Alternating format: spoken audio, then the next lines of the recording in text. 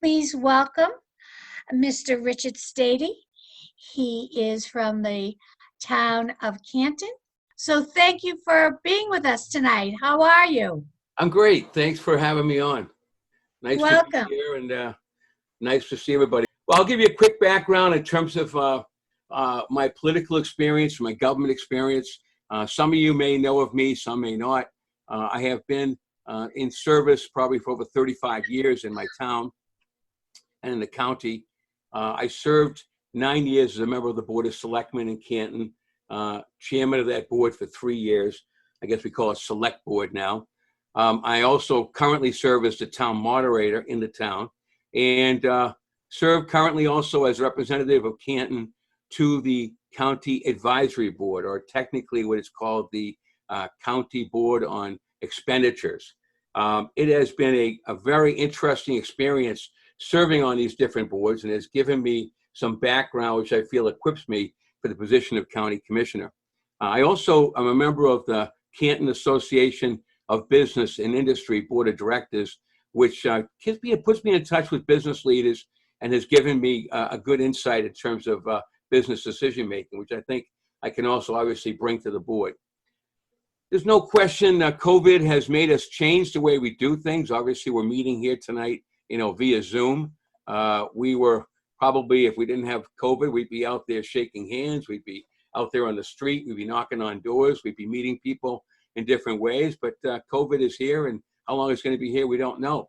But it's certainly making us change the way we think and making us change the way we look at things. So I think what's needed most of all in terms of moving forward, despite the fact that Norfolk County is well run, I think there are some changes that need to be brought. And I think I'm capable of bringing about those changes in a positive way. I just want to give you, again, some more background in terms of how it relates to the job as County Commissioner. First, one of the things that County Commissioners have a responsibility for is the oversight of the buildings and the maintenance of the buildings. Certainly, as a lawyer and a member of the Norfolk County Bar, I'm in the courtroom, I'm in the different buildings on a regular basis. I've been to probate court, registry of deeds. I know the state of some of those buildings. Some of them are good, some are not so good. So we need to obviously look at that in terms of moving forward. I think second, one of the responsibilities of a commissioner is to be a member of the trustees of the Aggie School. That's an outstanding school that we have there. It's a hidden gem. They, like many schools in the Commonwealth, are going to be facing some serious issues with COVID. They're going to have to look at their in terms of taking care of the students, taking care of the staff, taking care of all the other activities that go in with a hard look at how do we move forward. I believe as the only educator who's running for commissioner, as a former teacher and director of science and technology, I bring to the job that ability to know firsthand, a firsthand experience of what it's like to be a classroom teacher. I do have a master's in education. And as I said, I had a background teaching and working at Canton High in the school system for many, many years. So I'll bring that to the table and bring that in terms of evaluating and making decisions for the Aggie School. And of course, as I mentioned, as a member of the County Advisory Board, I'm well acquainted with the $30 million budget. We had a kind of a contentious budget meeting. The last budget meeting we had was pretty contentious in terms of how long it went and the decisions that were made. It's kind of the sign of the times. It's kind of like what we're going to be facing. I think, in Quincy, like we saw in other towns, people were able to get through the fiscal budget going ahead because of free cash and other surpluses, but those days could be short-lived. I was at a meeting about a month or so ago in a Zoom setting when your state Senator Keenan, a great person and a good friend of mine, spoke candidly about the state of the state, if you will. And he said more or less that there are some tough times ahead, that revenues are going to be coming up short, and that we are all facing some very hard decisions. So I think what's going to be needed, again, is kind of like some creative thinking and looking at things with a hard look. And I think basically I've done that in a couple of ways, and I kind of relate that to my experience. When I was first elected selectman, it was in the throes of the fiscal setback as a result of Proposition 2.5. And that made us look at things very differently. We had to find out, okay, how do we generate revenue? How do we find ways to keep it going? How do we find new ways to get things done? So again, that was something that caused a lot of concern, but it made us think about, well, Like it or not, we generated user fees in water and sewer. We found also in the schools, as you know, fees had to be assessed for athletics. I'm not saying that's what we should be looking at, but it's an option we have to consider in terms of moving forward. I think in terms of what we're going to do on the local, on the state, and on the county level, we have to re-examine everything. Everything's on the table. We have to find out what is essential, what is important, and moving forward, how do we create new revenue streams? Second, I have been a proponent for renewable energy. I've been saying that from the very beginning. I believe in green. I believe we should be looking at solar power. As an attorney, I permitted the largest solar facility on the East Coast. That was a major facility that was done about 3 or 4 years ago and generated incredible revenue for the town. I see the same kind of result moving forward in the county. Now, I commend the commissioners because they finally have taken that step, although I heard there might be some snags in it, but they did look at that in terms of the Aggie School. I think that's a first step.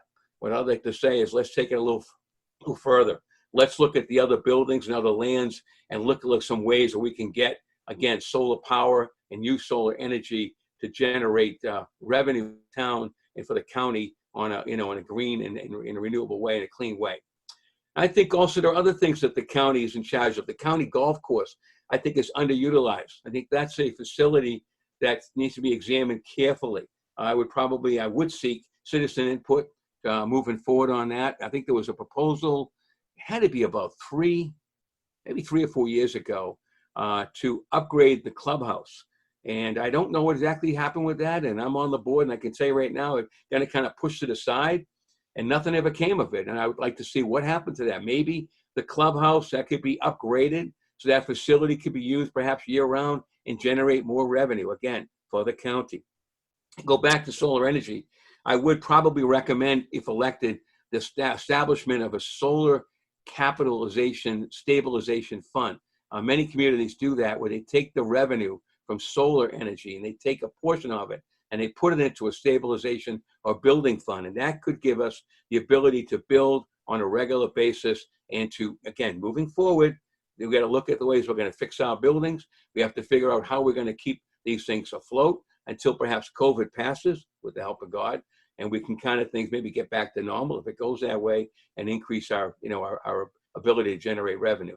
But I think we're in for some tough times. I think you look at in terms of where we are and where we're going to be, I think we're going to have to make some really tough decisions, like in terms of revenue and assessments of fees, and in terms of other things. And I think, again, in terms of my experience, both as a department head, as a business person, as a lawyer, and a member of the advisory board, I've done those things, and I feel capable of moving forward and working with others and making the right decision. I think in closing, I know you need some time for questions, but remember, you have 2 votes, Quincy. All right, you have 2 votes on the ballot. Certainly, I know one of the candidates is from your city. He's well liked and well respected, but I'd be honored to serve, and be very pleased to have your other vote. It would be a vote not wasted. I promise to work very hard on your behalf and to keep in communication with you moving forward. So thank you.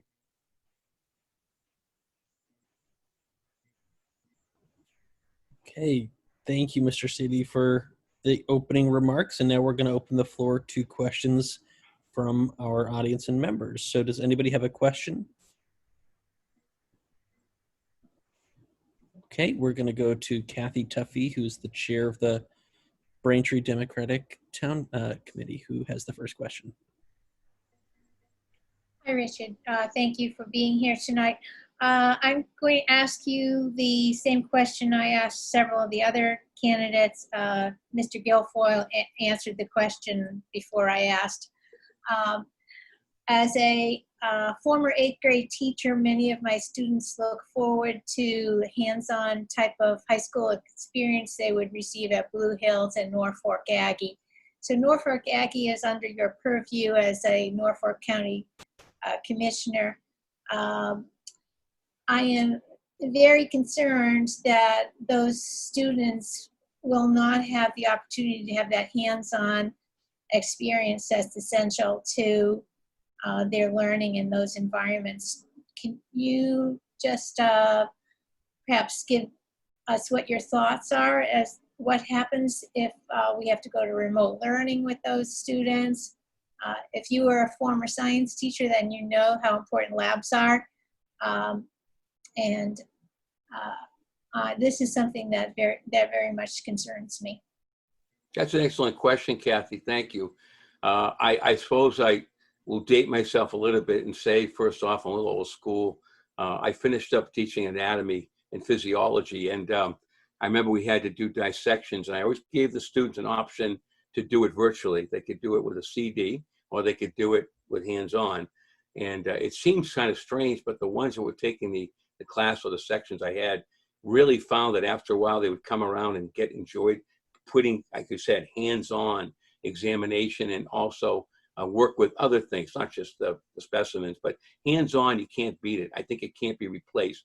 There's a certain amount of learning you can do virtual. There's a certain amount that you can get done, by remote learning. But I think in the end, you have to find a way to make a combination.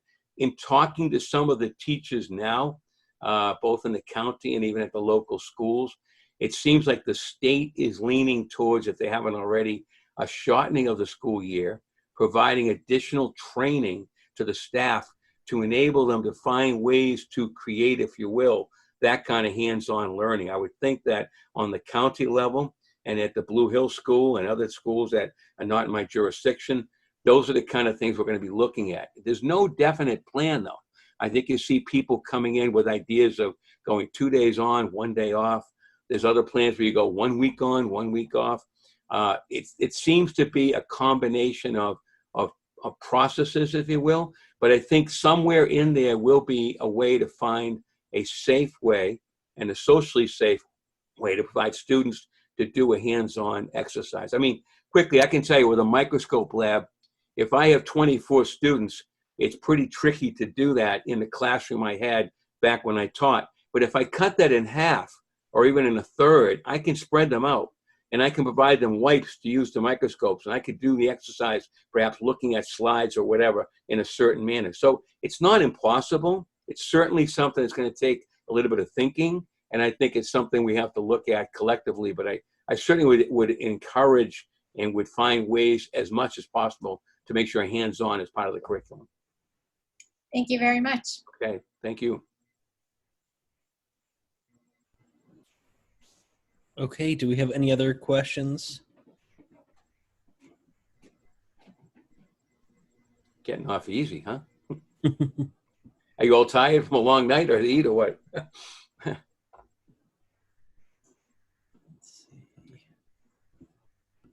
I would say I could just one more thing that if I could, I have been out there, I think, more than all the other candidates. I know they're all working hard.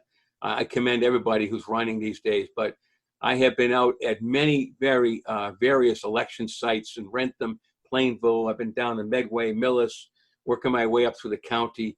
And especially on the election days, I spent some time learning a lot and talking to people, again, in a safe, social manner. And I will say that, again, the overriding concern, there are two. One is the COVID situation, and the other one is what's going to happen in terms of the budget moving forward. How are we going to find revenue? Now, again, you can talk to your state reps and senators, and they're going to tell you, there's budgetary problems that affect the local cities and towns. And on the local level, you talk to your mayor, okay? And of course, your city councilors, and they talk about, again, the lack of revenue. How are we going to deal with that? The county could play a cool role here. The county does some of those things already in terms of regionalization. It does things in terms of providing engineering services to some of the smaller towns. It does offer programs like Dove and RSVP. It also provides veteran services on a regional basis to some of the smaller towns. So I look in the future for more use of the county in terms of a regional partner with local cities and towns. It may not be Quincy, perhaps it may not be a city like Quincy or Brookline, but with some of the smaller towns, there's an opportunity here to promote regionalization and to get it done. If I could just add, with all modesty again, and I've done it.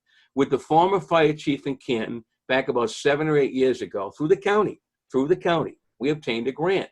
And we got together the fire chief of Avon, Holbrook, Randolph, and Canton. And we organized a regional dispatch program. And Alicia, you know that. We did that. And that was an incredible program. And I was very proud to be part of that. I'm not saying I did it all myself, but I was part of that team with Chief Ronayne. And I think those are the kind of things we need to look at. We need to look at regionalization, of services that we currently do. My point is, COVID made us think, how do we move forward? Well, I'm a zoning attorney, and I know I had a meeting the other night. It was by Zoom, okay? And yet, in some cities, they're letting us in, and they're doing it in a very safe way. I was in Brockton the other night, and basically you're allowed only to go in with your petitioner. The councilmen are spread out. There's no one else in there with a TV. And if someone wants to speak, they're allowed to come in. So gradually there's a transition, but it's done very safely. My point is, again, COVID made us rethink the way we're doing it. We need to apply that kind of thinking with county government, state, and local. I have always been a proponent of county government. It's in my blood. I've served more than anybody. I'm past chairman. I was actually on the respiratory hospital, trustee of that in Braintree for many years as well. So I'm excited to this opportunity to serve and to take some of these ideas to fruition.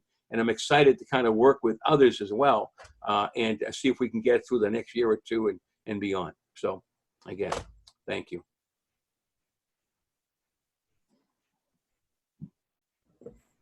Mute myself here. Well done, Dick. Very well done. Really appreciate those comments. Does anybody have a further question?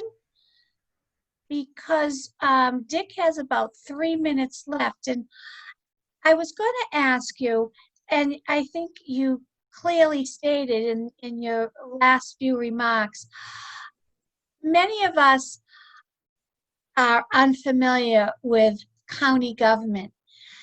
There are independent counties. There are counties that are now overseen by state government.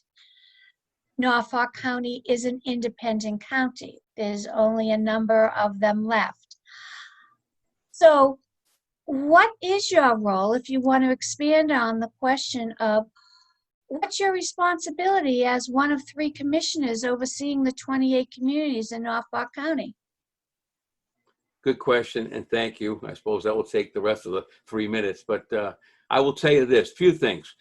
First of all, it's a credit to the way Norfolk County has been run that it's still an independent county. Some of those counties were frankly just mismanaged. They just were. And they might have had trouble with the treasurer. They might have had trouble with the sheriff. There could have been a number of problems, but Norfolk County, by and large, has been known to be a well-run county. I think you are served well in Quincy with your person who served you at the local and the state level as well. I've always looked up to them and had great respect for the people who are your leadership team, if you will.